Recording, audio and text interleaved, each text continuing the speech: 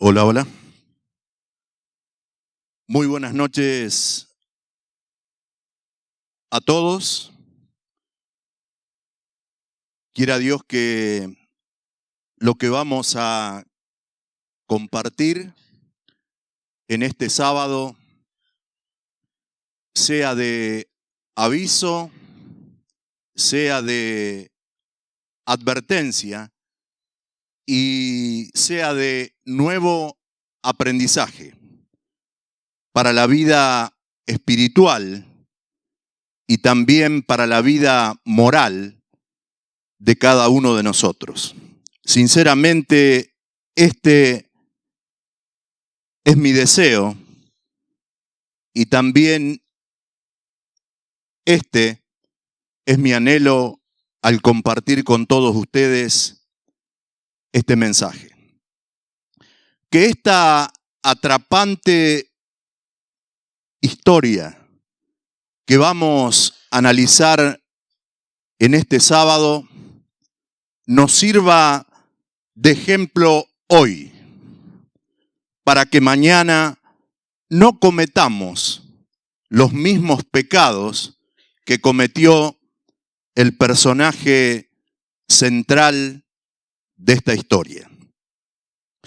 El tema que vamos a desarrollar en esta noche es un tema adulto, es un tema serio y se titula La factura olvidada.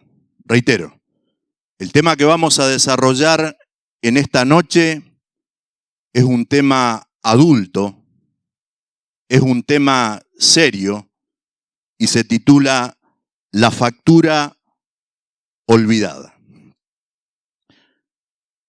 Las tenemos en casa en cualquier parte.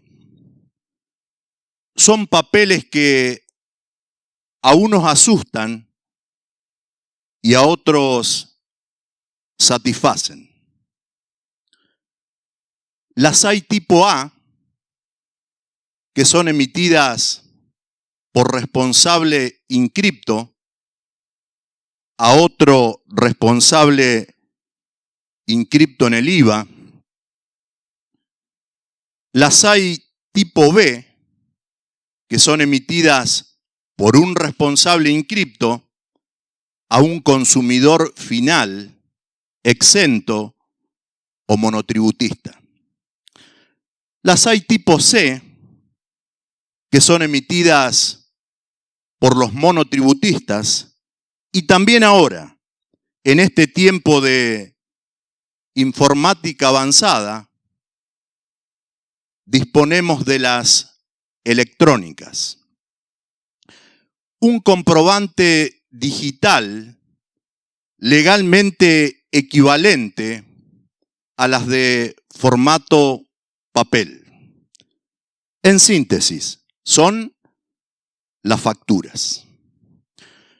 Muchas personas se entusiasman en el momento y después quieren esconderse porque les cuesta muchísimo pagar.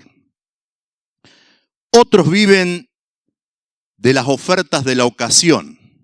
Adquiera ahora y pague después. Gracias.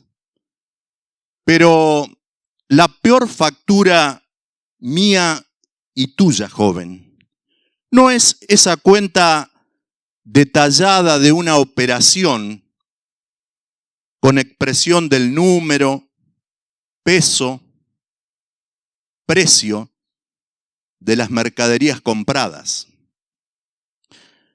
No es ese formulario en el que se detallan datos de una operación, cantidad, importe unitario, importe total, y que cuenta con los requisitos exigidos por la AFIP. No es la factura comercial, sino que la peor factura mía y tuya, jovencita, es la factura moral. Es la factura espiritual. Son muchos los jóvenes y hermanos en Cristo que juegan con las cosas prohibidas y olvidan que todo tiene un precio en esta vida, que al final el pecado siempre pasará factura. La Biblia nos presenta muchos casos de facturas olvidadas que luego fueron cobradas a hombres y mujeres que tenían una función especial en el pueblo de Dios. El rey David es uno de ellos. El patriarca Judá, progenitor de Jesús y hermano de José, es otro. En Génesis, capítulo 38. Reitero, en Génesis capítulo 38, que es específicamente la atrapante historia que vamos a analizar en esta noche, y les voy a pedir que todos puedan abrir sus Biblias en Génesis capítulo 38. También les voy a sugerir a cada uno de ustedes que vayan siguiendo con muchísima atención la lectura de esta atrapante historia y que por favor, chicos, por favor, no se distraigan. Leemos entonces Génesis capítulo 38, versículos 1 al 26. Dice así la palabra de Dios. Fue por esos días cuando Judá se apartó de sus hermanos y se fue a Adulán, donde vivió en la casa de un amigo suyo que se llamaba Hira.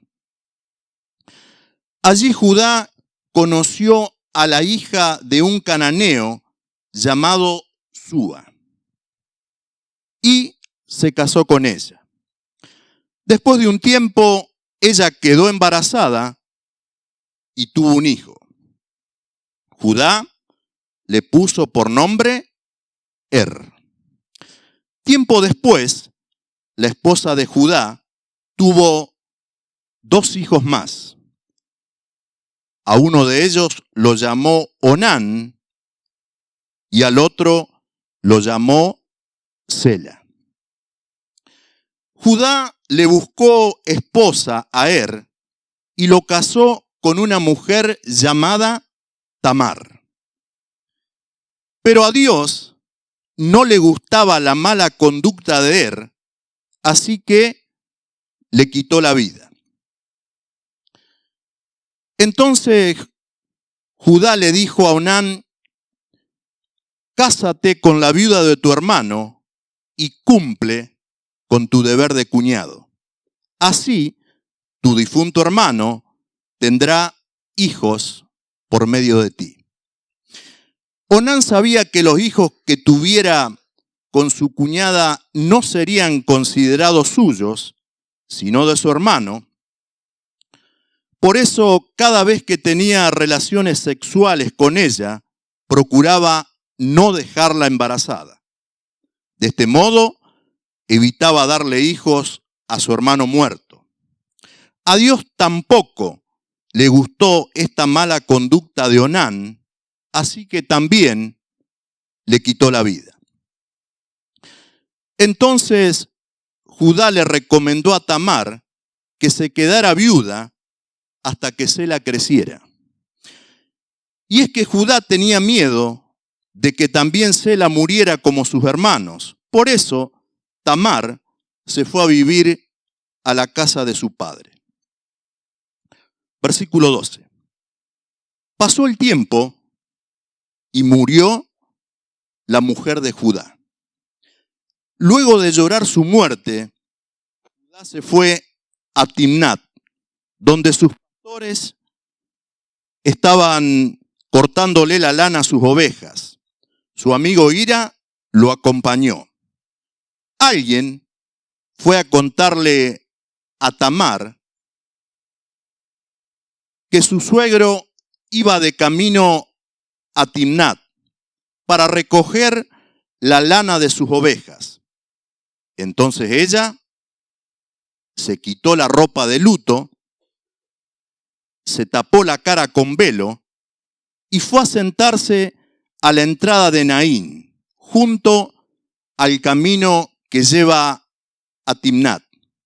Tamar se había dado cuenta que Sela ya había crecido y sin embargo Judá no lo casaba con ella. Cuando Judá vio a una mujer con la cara cubierta, no se imaginó que se trataba de su nuera. Más bien, pensando que era una prostituta, se acercó a ella y le propuso: oye, ¿me dejarías acostarme contigo? Ella contestó: suponiendo que te deje, ¿qué me darás a cambio?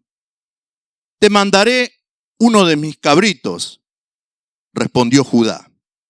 Acepto, dijo ella, pero si me dejas algo tuyo como garantía de que me pagarás. ¿Y qué quieres que te deje?, preguntó Judá. Pues déjame tu sello, tu cordón y tu báculo que llevas en la mano, respondió ella. Judá aceptó sus condiciones y tuvo relaciones sexuales con ella, y ella quedó embarazada. Tan pronto como Judá se marchó, ella se quitó el velo y volvió a ponerse las ropas de luto.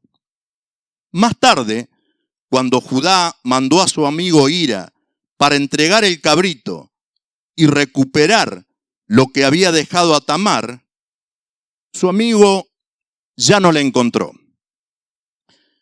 Entonces les preguntó a los que vivían allí: ¿dónde está la prostituta que acostumbraba a sentarse junto al camino de Naín? Ellos contestaron: aquí nunca ha habido ninguna prostituta. El amigo de Judá regresó y le dijo: no encontré a esa mujer. Los de ese lugar me aseguran que allí no había ninguna prostituta. Judá respondió: pues que se quede con todo, pero nadie podrá decir que no cumplo con mi palabra. Yo te envié con el cabrito y tú ya no la encontraste.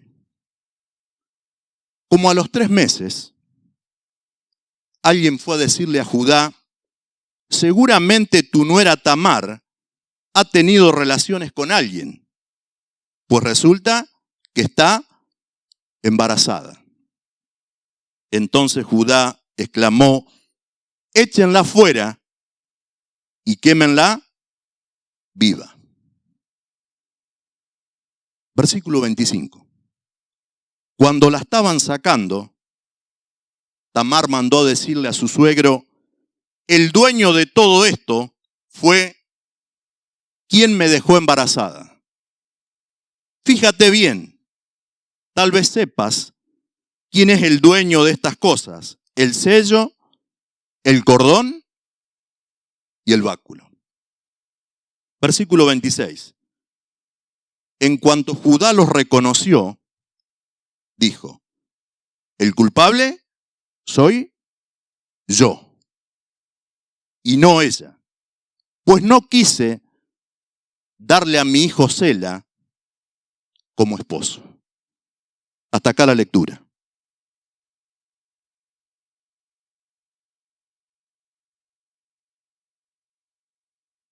En Génesis 38 leímos que Judá tenía varios hijos.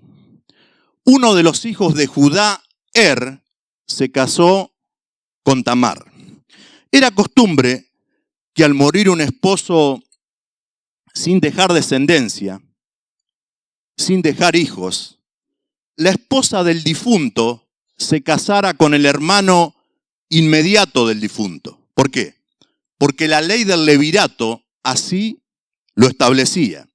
Si un hombre casado moría sin tener hijos, su hermano o pariente más cercano estaba obligado a casarse con la viuda. Entonces Tamar se volvió a casar, esta vez con Onán, hermano de Pero Onán no quiso cumplir con la ley del levirato. Se negó a llevar descendencia y por esta negativa, Onán también murió. El hermano que seguía a los dos era Sela, pero este era muy joven. Entonces Judá le dijo a Tamar, quédate sola hasta que crezca Sela. Pasó el tiempo, chicos, y muere la mujer de Judá. Tamar, muy astuta por cierto, al ver que Sela había crecido y Judá no se lo daba como esposo, al ver que Judá no cumple con lo prometido, planeó una jugada sucia contra su suegro.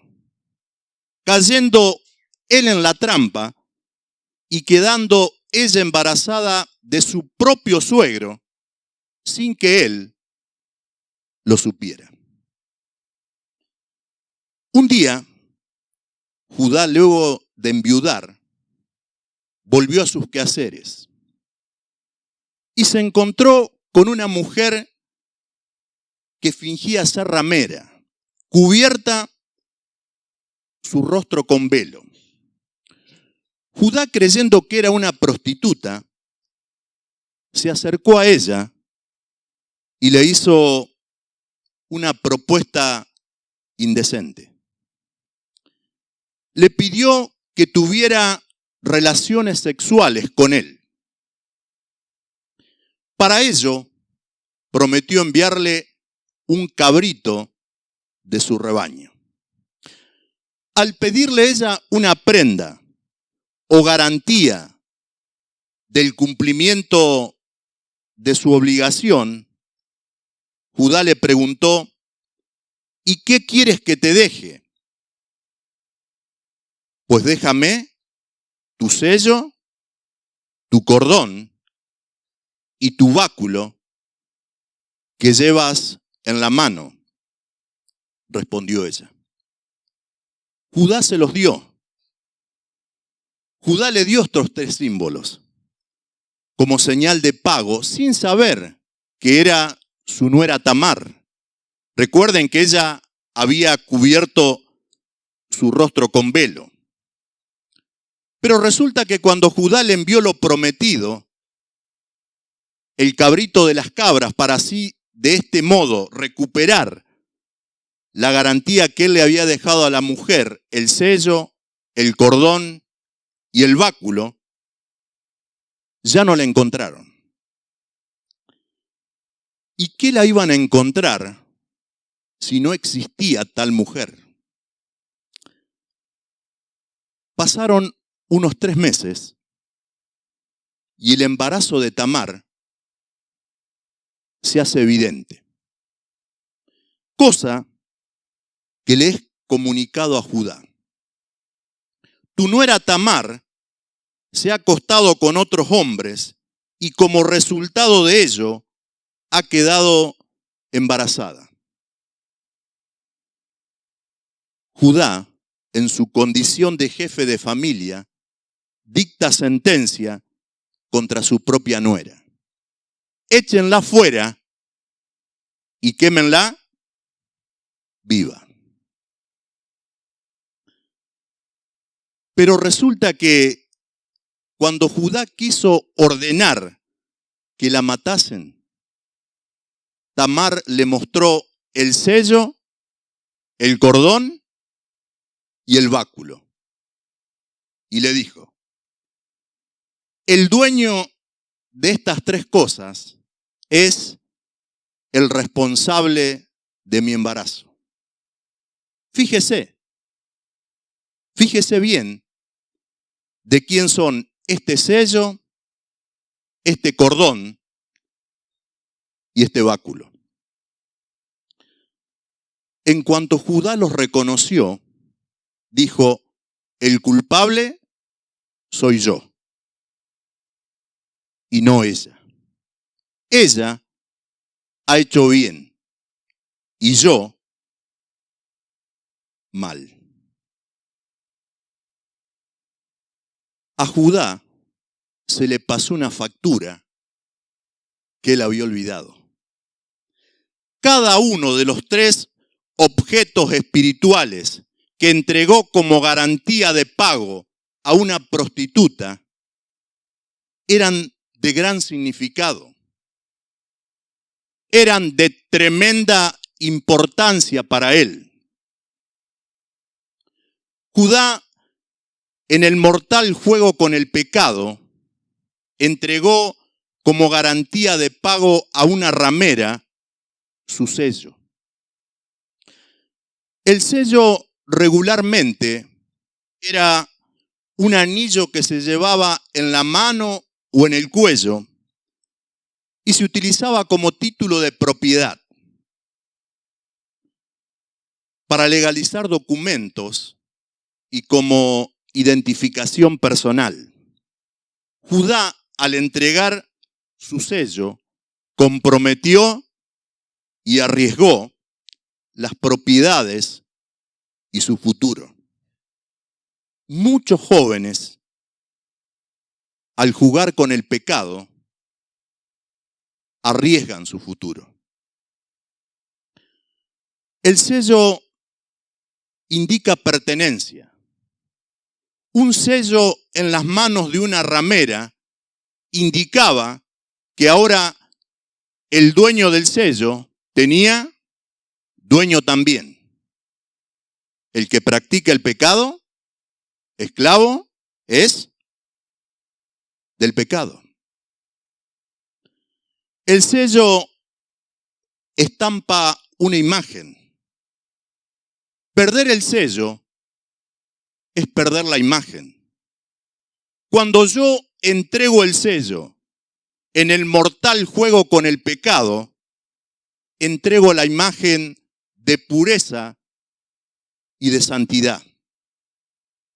Una imagen que al perderla cuesta tiempo, dolor y lágrimas recuperarla.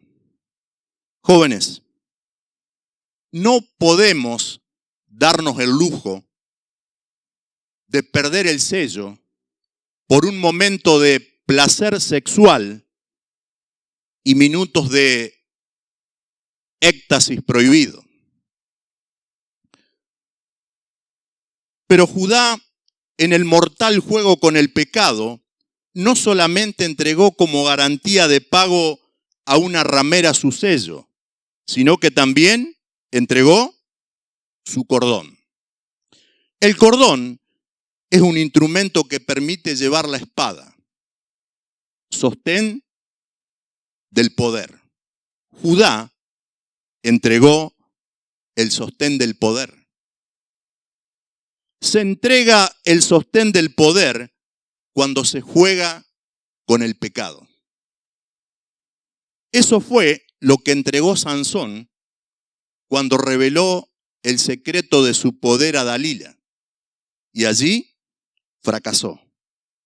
Allí perdió su fuerza. El cordón también era una pieza usada para moverse con libertad. Entregamos nuestra libertad, chicos, jugando con el pecado y ya no podemos movernos libremente. Porque el pecado ata. El pecado esclaviza. Y como si todo esto fuese poco, Judá, en su descenso pasional, en su mortal juego con el pecado, no solamente entregó como garantía de pago a una prostituta su sello y su cordón, sino que también entregó su báculo. El báculo era un instrumento de apoyo y sostén. Sin Jesús somos débiles. Él es nuestra fuerza. Pero cuando yo juego con el pecado, quedo sin sostén, débil y desprotegido, preso de las circunstancias. El báculo también era un símbolo de autoridad. Judá, al entregar su báculo, se quedó sin autoridad ante su nuera Tamar. Cuando yo entrego mi báculo en el mortal juego con el pecado, no solo yo quedo desprotegido e indefenso ante las acechanzas del enemigo, sino que también quedan desprotegidas e indefensas mis dos hijas.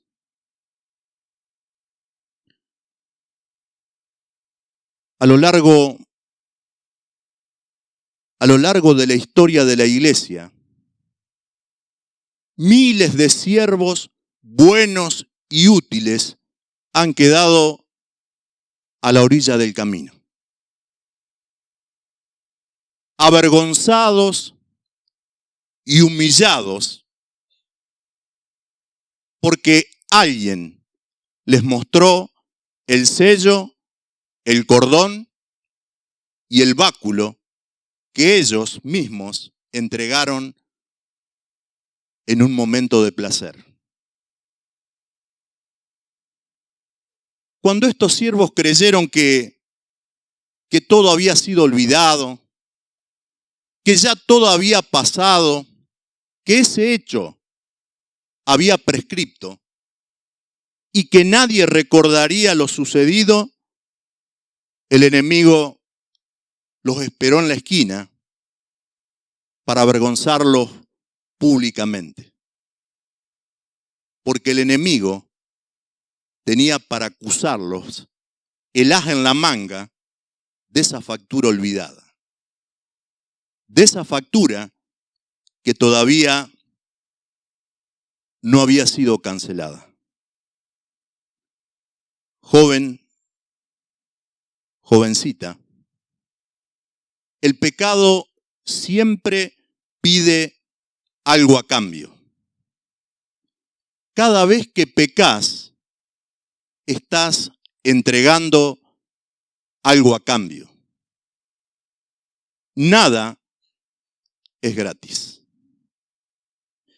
Siempre junto con el pecado viene abrochada una factura que tarde o temprano el responsable de ese mal va a tener que pagar. Quizás no sea hoy que tengas que cancelar esa factura, tampoco el mes que viene, quizás el año próximo. Pero esto es aún más triste todavía, porque a medida que va transcurriendo el tiempo, uno voluntariamente se olvida de esa factura pendiente.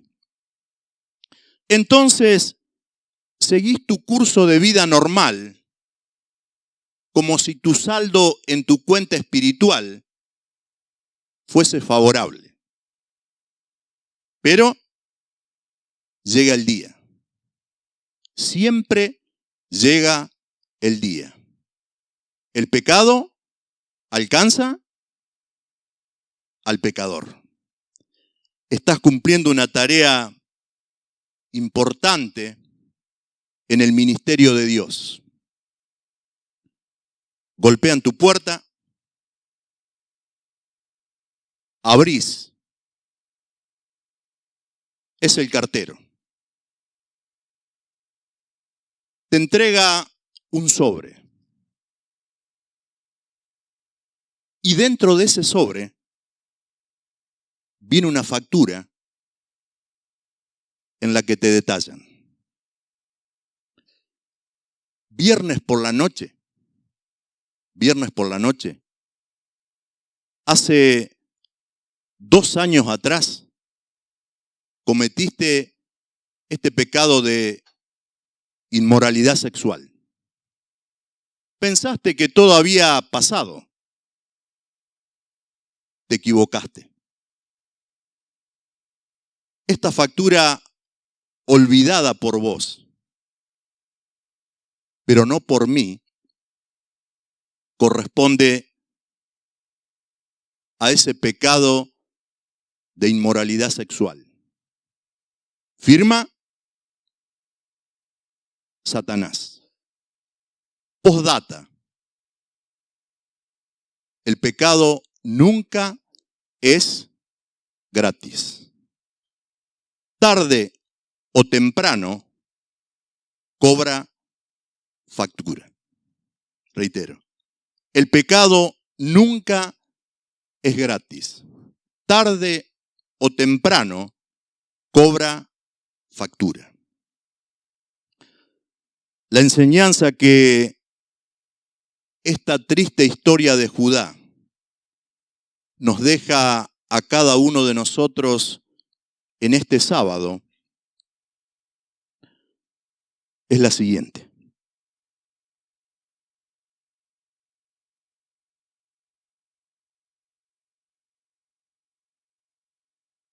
La peor factura, olvidada por vos y por mí, no es esa factura que nos hacen llegar del supermercado. Tampoco es esa cuenta que nos envían desde la EPE porque nos hemos atrasado en el pago del servicio. Nada de esto. Nada de esto. Porque estas facturas son comerciales, chicos. Y con dinero se pagan. Con valores se cancelan. La peor factura olvidada por vos y por mí es aquella factura que no se arregla con efectivo. Es aquella factura que nos presenta el acusador. Es la factura moral y espiritual. ¿Cuántas veces a lo largo de nuestra vida tenemos que pagar facturas espirituales que el enemigo se encarga de cobrarnos públicamente?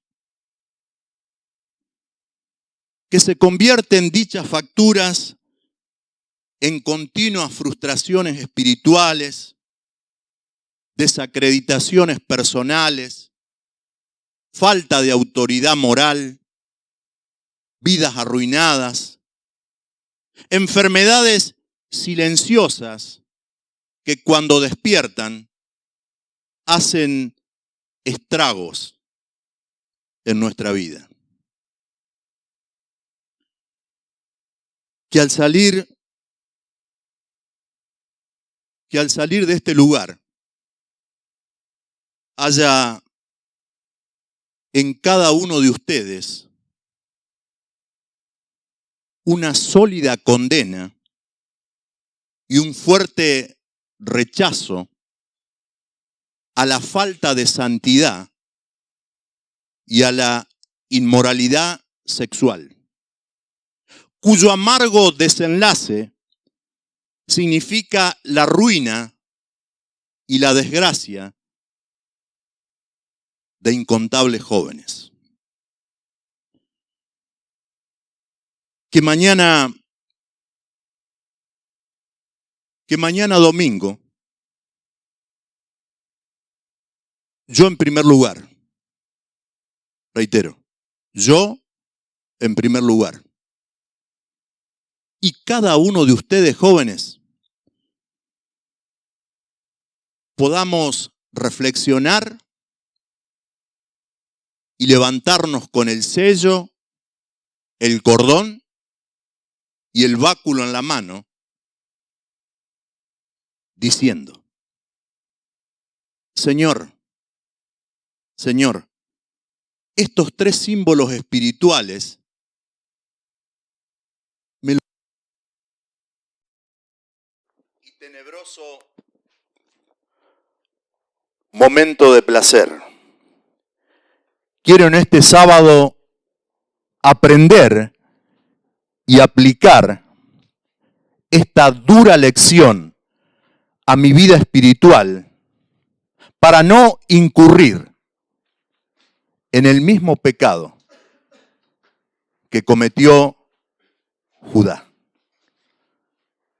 Chicos, muchas gracias sinceramente por su atención al mensaje y ojalá que de aquí en adelante